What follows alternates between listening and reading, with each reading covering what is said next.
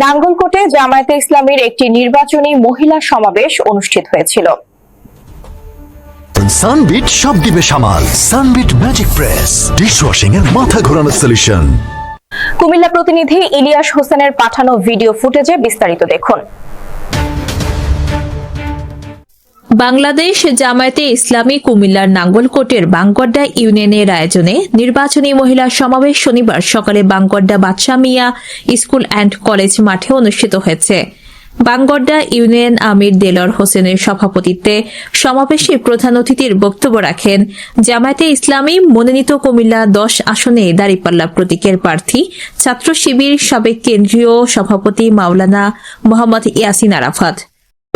মসজিদের প্রতিটি সময়, প্রতিটি সেকেন্ড, প্রতিটি মিনিট আমরা আল্লাহর দেয়া নিয়মে পালন করি। মসজিদ থেকে বের হলে আমাদের ব্যক্তি জীবন, পারিবারিক জীবন, সামাজিক জীবন, রাষ্ট্রীয় জীবন আমরা আর ইসলাম মানার চেষ্টা করি না, যার কারণে এখানে আমরা শান্তিও খুঁজে পাই না।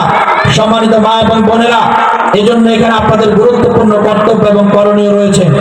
আমরা সবসময় বলে থাকি, একটি পরিবারে যদি একজন পুরুষ সদস্য ইসলামী আন্দোলনের সাথে যুক্ত হন কিংবা দিনদার হন, তাহলে ওই ফ্যামিলির মাত্র একজন সদস্যই দিনদার হয়ে থাকেন।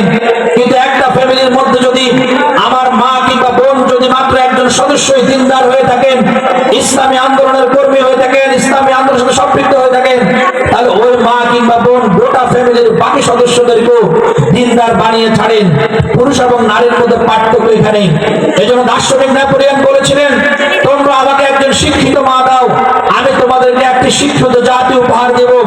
আজকের এই বাংলাবাসীকে বলতে চাই, একটি ফ্যামিলিতে যদি আমার একজন দিনদার মা থাকেন, আমার দৃঢ় বিশ্বাস একটি দিনদার জাতি আমরা উপহার পেতে পারি। এই জন্য মা এবং বোনদের গুরুত্বপূর্ণ কর্তব্য রয়েছে। 1 নম্বর কর্তব্য হচ্ছে মহাগ্রন্থ আল কোরআনের ঘোষণা অনুযায়ী আল্লাহ বলেছেন, ইয়া আইয়ুহাল্লাযীনা আমানু কু আনফুসাকুম ওয়া আহলিকুম নারা। হে ইমানদার লোক সকল, তোমরা নিজেরা জাহান্নামের আগুন থেকে বাঁচো, তোমাদের আহল যারা তাদেরকেও জাহান্নামের আগুন থেকে বাঁচাও। আল্লাহ এখানে দুটি ফরজের কথা বলেছেন। এক ফরজ হচ্ছে নিজেকে জাহান্নামের আগুন থেকে বাঁচতে হবে। দ্বিতীয় ফরজ হচ্ছে পরিবার, পরিজন, আত্মীয় স্বজন, পাড়া প্রতিবেশী যারা তাদেরকেও জাহান্নামের আগুন থেকে বাঁচাতে হবে। এক ফরজ পালন করে জান্নাতে যাওয়ার সুযোগ আছে কিনা? আমার দৃঢ় বিশ্বাস এটাতে কোনো সুযোগ নাই। দুটি ফরজ পালন করে আপনাকে জান্নাতে যেতে হবে। সুতরাং আমাদের সন্তান সন্ততি যারা, আমাদের ছেলে কন্যা, আমার স্বামী ভাই, তাদেরকেও দিনদার বানানোর জন্য, মসজিদমুখী করার জন্য, কোরআনের শিক্ষা দেওয়ার জন্য মা এবং বোনদেরকে গুরুত্বপূর্ণ দায়িত্ব পালন করতে হবে।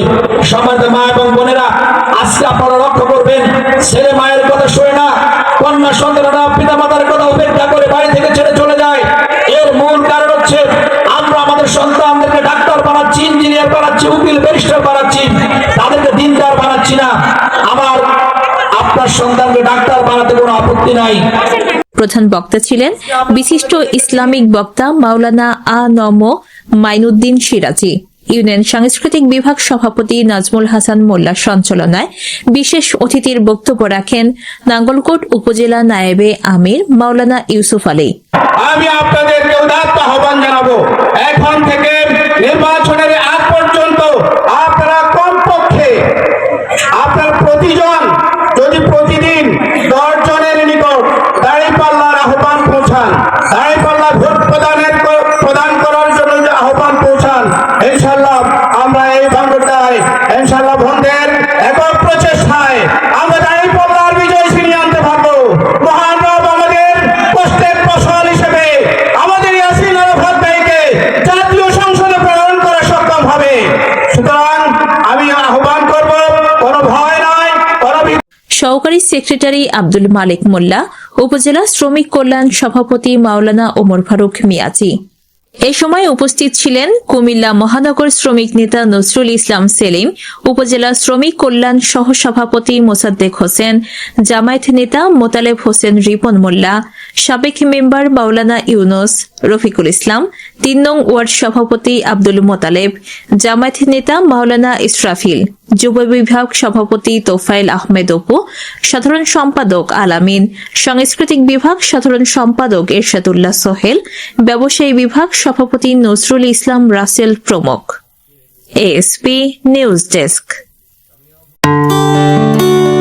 এএসপি নিউজে সাথে থাকার জন্য ধন্যবাদ। সাবস্ক্রাইব করে সাথে থাকুন।